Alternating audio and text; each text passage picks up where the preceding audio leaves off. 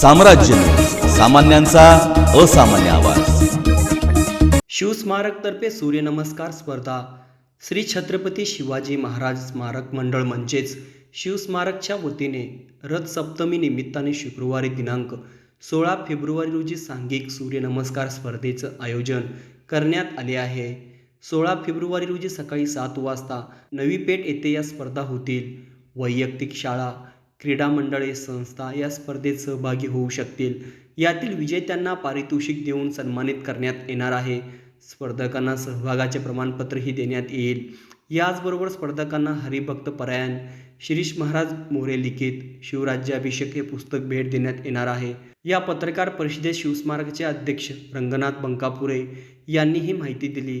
यावेळी पदाधिकारी गंगाधर गौसने, धनंजय कुलकर्णी, मल्लीनाथ खोटकर आदी उपस्थित होते। वेगवेगळे यामध्ये प्रयोग केले। सुरुवातीला ह्या स्पर्धा घेत असताना आपण संख्यात्मक बाबींवर जोर द्यायचो। त्या शाळांमध्ये सर्वांकडून सूर्यनमस्कार लावून घ्यायचे। संख्यात्मक म्हणजे इतकं की काय काय मुलं तर 700, 800, 1000पर्यंत सूर्यनमस्कार करत होते। तर थोडंसं यामध्ये बदल म्हणून एक रचनात्मक, स्वरबद्ध अशा पद्धतीनं सूर्यनमस्कार यावेळी असा एक म्हणजे विषय पुढे आला, एक संकल्पना आली।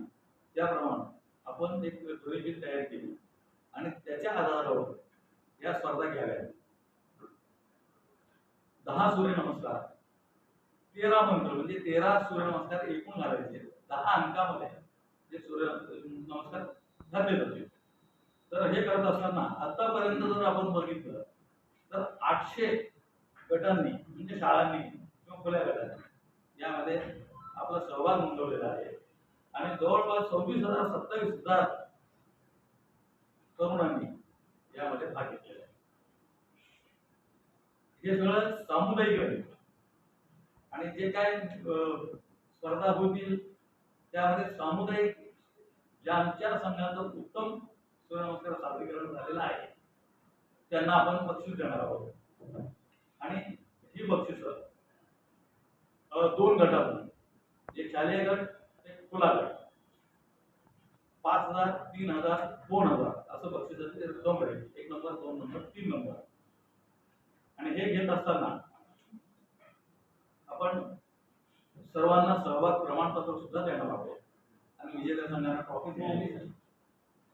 दिनांक 16 फेब्रुवारी रोजी सकाळी 7 वाजता नवी पेठ येथील शिवस्मारकच्या पटांगणामध्ये या स्पर्धेची सुरुवात होईल।